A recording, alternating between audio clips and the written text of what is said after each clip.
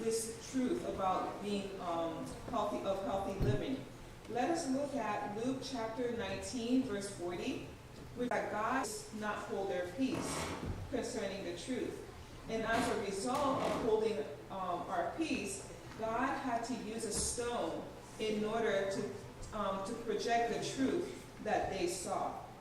Now let's look at on my next slide.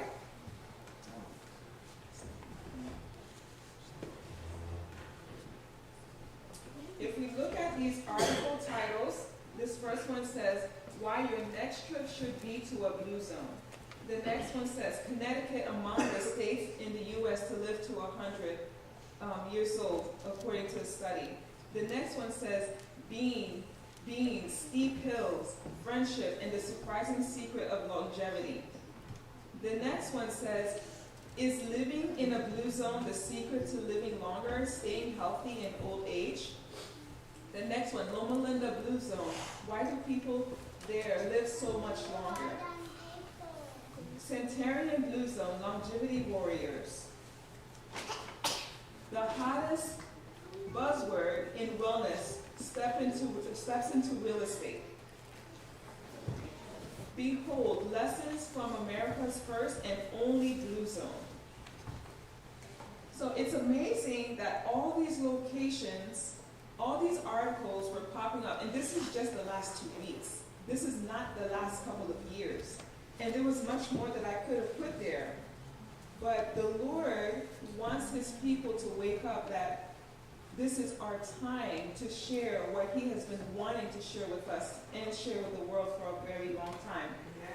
And it's very interesting, one of these articles which says Adventist women who ate the fruit, which is tomatoes, 3 or 4 times a week had 70% lower chance of ovarian cancer than the women in the same community who did not.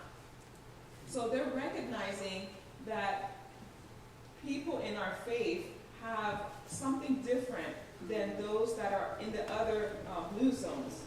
Now, I want to take another excerpt from this article that was written. It says, find a purpose-driven community. A large portion of Loma Linda population is made up of Seventh-day Adventists, a conservative denomination of the Christian faith. The community is vegetarian, does not smoke or drink, practices a 24-hour Sabbath, and regularly exercises through long walks and hikes. So there's no lie there. It's all true. But you do not have to convert to Seventh-day Adventism to reflect these principles into your daily life. Instead, try incorporating 1 or 2 by finding a walking buddy. Experts say going on a daily walk will change your life. Yes. Or going meat-free for a few days a week. Now, friends, is this God's total plan for us as his people? No, it isn't.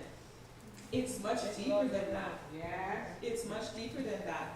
And before there was an excitement about this buzzword called the blue zone, there was an actual blue zone that preceded this that God was trying to develop. He first had to get a special people to commit to his plan.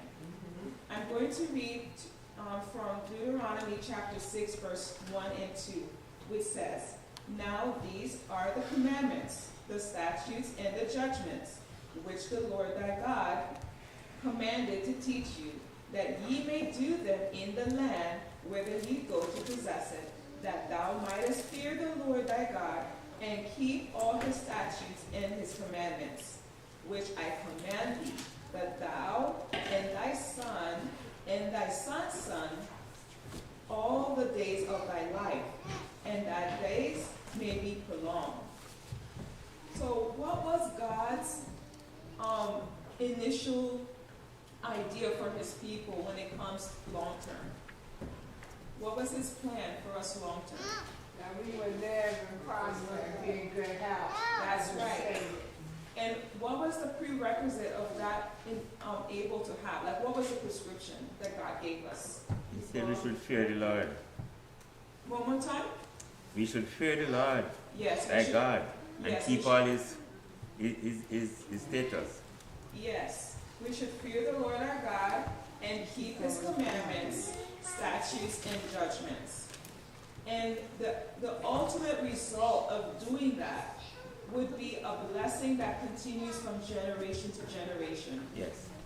And so keeping the commandments, statutes, and judgment are equal to keeping the laws of health. Yes. Because God gave us these laws as a protective measure to help us to live a longer, healthy, and happier life. Now, there's a reason why God's people doesn't do it as they should. We do have premature death, in our denomination and throughout the whole world. And I'd like to read a passage from Desire of Ages, page 24, paragraph 2. It says, Satan represents God's law of love as a law of selfishness. He declares that it is impossible for us to obey its precepts. The fall of our first parents, with all the woe that has resulted, he charges upon the Creator, leading men to look upon God as the author of sin and suffering and death. Jesus was to unveil this deception.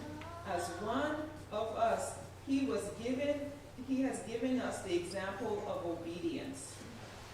And so Satan is the one seeking to discourage us to think of the laws of God as being selfish. Like, this is a selfish thing. It's only for God so we can worship him and make him feel a certain way.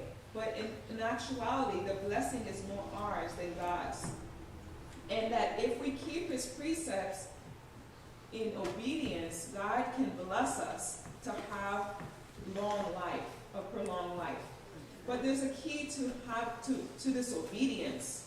And the key is taken in Psalms 40, verse 8, which says, I delight to do thy will, O my God. Yea, thy law is within my heart. Christ delighted to do the will of God. Christ had the will of God in his heart. And thus the children of God, if they delight to do God's will, they will also be obedient to God's biddings. Now, I'd like to talk more about the color blue. Isn't it interesting that the title of the book is called Blue Zones? It could have been called Green Zones, in my opinion, because green is a symbol of health, longevity, life, prosperity. But God orchestrated that this man called the book Blue Zones for a reason. In blue, there's protection. Yeah. In blue, there is prosperity. The sky that covers the whole earth is blue. The water that covers most of the earth reflects the color blue from the sky. It's all around us, and we cannot hide from the commandment to obey. And God even gave his children a tangible reminder. He gave them instructions to set up a tangible reminder for the color blue, which is taken in Numbers chapter 15, verse 37 and 41.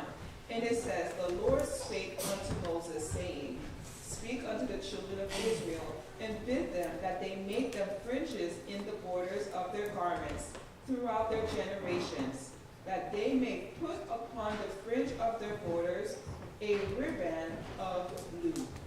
And it shall be unto you for a fringe,